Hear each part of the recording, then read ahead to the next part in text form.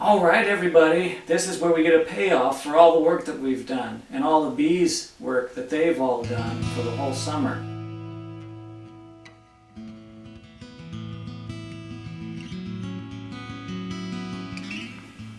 Well, at this point, 9 frames out of 9 from one box of bees has been centrifuged. Now we want to put that into the separatory funnel. Now make sure your valve is closed down here. I've seen many a chemist not close the valve down at the bottom. And of course your sample will just go right through there. But I've got that closed up. Make sure you have your valve all closed up. You open up this port and you just see pure golden honey coming right out of there. That's the good stuff. Unfiltered with all the enzymes. All the little pieces of wax will just float right up to the top. So we'll get ultra pure honey right there at the bottom of the separatory funnel. It just takes a few hours. Some people let it go a few days. And we'll get exactly what we're after here. It's going to be awesome. I can't wait to taste that.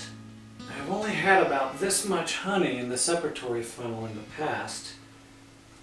And what I'm afraid about is if the threads are too weak on that cap, the weight of this might be able to push the cap completely off. That would be absolutely horrible. Wouldn't it? Density of honey is 1.42 grams per milliliter, so it's really dense. Water is 1.0. Oil is 0.9. Oil floats on water because the density is lighter. In this situation we have honey being very dense. Wax is a hydrocarbon, so it's going to float to the top.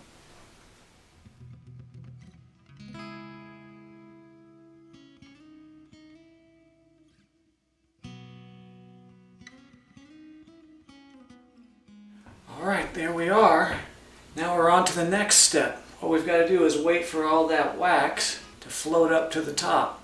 That might take a day, so I'm in no hurry worrying about it. The longer I let it sit, the more it purifies itself, just based on density. Here's a perspective on the wax floating to the top. The yellow flakes are the pieces from the bead comb.